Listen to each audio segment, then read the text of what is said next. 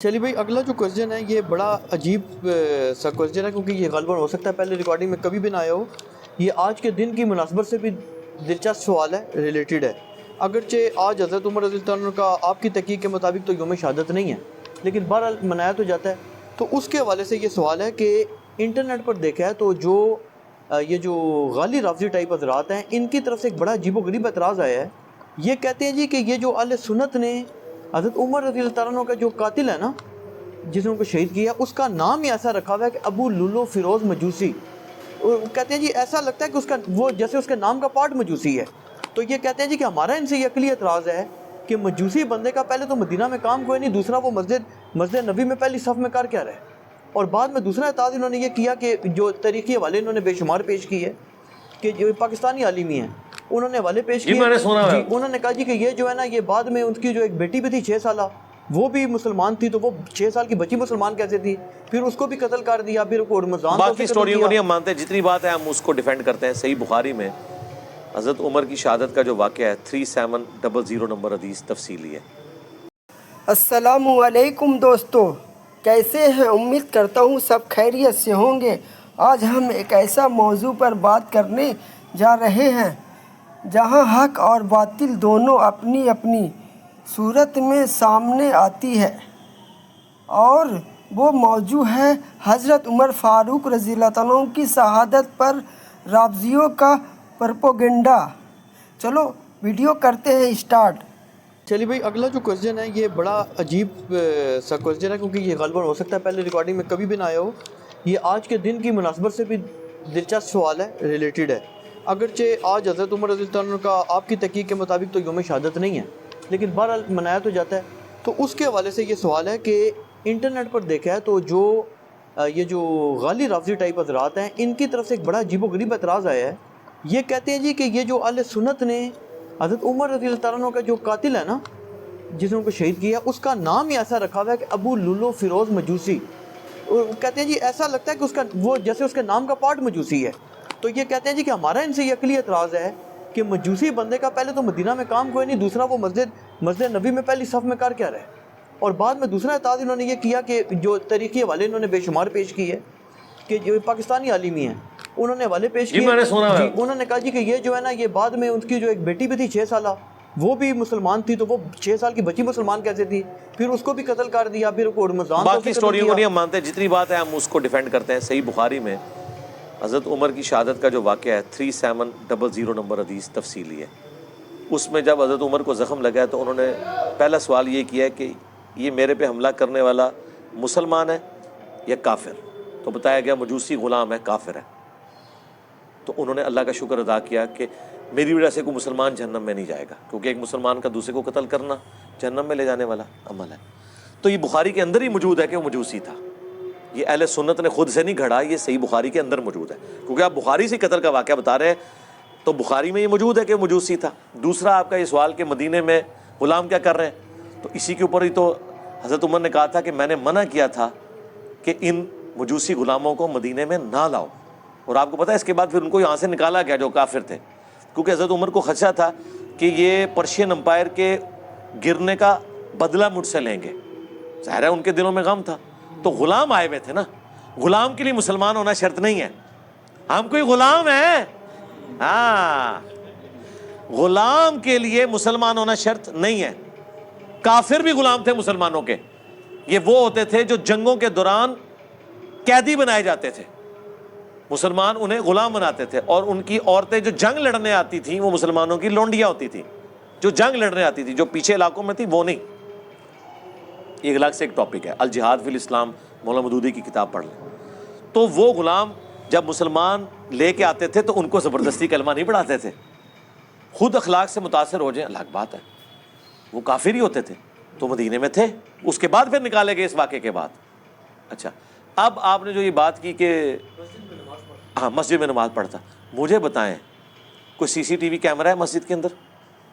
فجر کا وقت ہے، مسجد میں کوئی نہیں لگی ہوئی، لائٹنگ بھی نہیں ہے۔ آج کے زمانے میں بھی آپ کسی گاؤں کی مسجد میں جہاں لائٹیں نہ ہوں، آپ اس کو چھوڑ دیں کوئی جانور بھی مسجد میں لے جائیں تو پتہ نہیں چلے گا جب تک کہ کسی کو نظر نہ آ جائے۔ اور مجھے بتائیں فجر کی نماز میں ہزاروں کا مجمع، سینکڑوں نہیں ہزاروں کے مجمع میں. آج بھی آپ کس جگہ گھسانا چاہتے ہیں؟ میں کسی پادری کو کسی مسلمانوں کی مسجد میں بھیج دیتا ہوں تو آپ یہ کہیں گے پادری مسجد میں کیسے آ گیا؟ چھوڑ دیں. پچھلے دنوں یہ مجھے واسق بھائی نے بتایا ایک اسرائیل کا صحافی سعودیہ میں مکے سے ہو کے چلا گیا ہے, باہر جا کے انہوں نے دسیا ہے کتنے قادیانی ہیں جو اپنے نام بدل کے اس ماڈرن دور میں حج اور عمرہ کر کے آ گئے ہیں. تو آپ کہیں گے یہ کیسے ہو سکتا ہے کہ قادیانی وہاں پہنچ گیا؟ قادیانی تو غیر مسلم ہے اور غیر مسلم کا داخلہ وہاں پہ منع ہے. بھائی وہ دھوکے سے گیا ہے نا, اور اس ماڈرن دور میں اگر دھوکے سے مسجد میں کوئی جا سکتا ہے تو اس زمانے میں تو آپ جو مرضی کروا لیں مسجد کے اندر. یہ تو نہیں تھا کہ مسجد میں چیکنگ ہوتی تھی, پہلے بوتھی دیکھی جاتی تھی, ہوں تو اندر جا. آج نہیں دیکھی جاتی. مجھے بتائیں آج کے اس دور میں کیا آپ کسی غیر مسلم کو, جس کا حلیہ سری سری روی شنکر کتنا خوبصورت ہے, جس نے وہ ذاکر نائک سے مناظرہ کیا ہے, جس نے وہ مناظرہ نہیں دیکھا ہوا, یقین کریں اس کو کسی مزار پہ آپ پگڑی بنا کے بٹھا دیں, لوگ اس کے ہاتھ بھی چومیں گے, ہے ہندو ہے, پتہ ہی نہیں چلے گا. ہاں وہ سندور لگا کے بیٹھے گا تو شاید لوگ پہچان لیں, اس کے بغیر تو نہیں پہچانیں گے. تو یہ اعتراض ہی بالکل کتنی غیر علمی باتیں ہیں, کیویں پتہ لگ گیا. اس طرح کے فضول اعتراضات کرتے ہیں. او جی علی بھائی نے کہا جناب کہ جی وہ اس زمانے میں دروازے نہیں ہوتے تھے, تو دوسری طرف وہ حدیث سناتے ہیں کہ جی باغ کا دروازہ تھا دستک ہوئی. سرکار گھروں کے دروازے نہیں ہوتے تھے, اس لیے تو آیا ہے قرآن میں لکھا ہوا ہے یہ تو کہ جب کسی کے گھر جاؤ تو اجازت مانگ لو. اور ایسے گھر جن میں کوئی آباد نہیں وہاں تم بغیر اجازت کے بھی داخل ہو سکتے ہو, دوسرے گھروں میں اجازت لے کے داخل ہو. بھئی جب دروازہ بند ہے تو اجازت لینے کی ضرورت ہے, اس لیے کہ دروازے بند نہیں ہوتے تھے, دروازے ہوتے ہی نہیں تھے, صرف ایک راستہ ہوتا تھا, اس کے آگے پردہ لٹکا ہوا ہوتا تھا, اور آپ نے اس پردے کے پیچھے اجازت لینی ہوتی تھی اور پھر اندر. اسی لیے کہا گیا اپنے گھر میں بھی داخل ہو تو آپ نے سلام کر کے داخل ہونا ہے. کیوں؟ ورنہ تو دستک ہی کافی ہوتی ہے اٹینٹیو کرنے کے لیے. اس لیے کہ دوسرا بندہ تو اجازت لے کے داخل ہوگا, عام بندے کو اجازت کی ضرورت نہیں, تو السلام علیکم کہہ کے داخل ہو, تاکہ اگر گھر کے لوگ کسی آکورڈ پوزیشن میں ہیں تو اپنے آپ کو پہلے ہی درست کر لیں. تو واقعی اس زمانے میں دروازے نہیں ہوتے تھے. ٹھیک ہے, اسی لیے تو حضور علیہ السلام کے چرپائی کے نیچے وہ کتے کا بچہ چلا گیا تھا, مدینے کا کتا, سگے مدینہ, تو حضرت جبرائیل انٹر نہیں ہو رہے تھے. صحیح مسلم میں آتا ہے, جب نکالا تو حضرت جبرائیل علیہ السلام ہے, اوریجنل سگے مدینہ. ہاں اگر اوریجنل سگے مدینہ کا یہ حال ہے تو اتنے تے سگے مدینہ تے شاہی کوئی نہیں. دوستو دیکھیے حضرت عمر رضی اللہ عنہ کی شخصیت ہے جن کو نام سن کر شیطان بھی راستہ بدل لیتا تھا, جن کے فیصلوں پر آسمان سے وحی آتی تھی, جن کے ایک ایک اعمال پر نبی صلی اللہ علیہ وسلم نے اپنی رضامندی کا اظہار کیا. لیکن آج کچھ لوگ اپنے نفرت کے جگہ میں ڈوبے اور نفرت کی زہر میں ڈوبے ہوئے انہی عمر رضی اللہ عنہ پر الزام لگاتے ہیں, ان کے قتل پر خوشی مناتے ہیں. سبحان اللہ, یہ وہ لوگ ہیں جو حق سے اتنا دور جا چکے ہیں کہ ان کو صرف ایک فرقہ پرستی نظر آتی ہے. لیکن دوستو حق چھپانے سے چھپتا نہیں. قرآن کہتا ہے تمہارے پاس تمہارے رب کی طرف سے حق آ چکا, جو اسے راہ پائے گا وہ اپنی لیے راہ بنا پائے گا.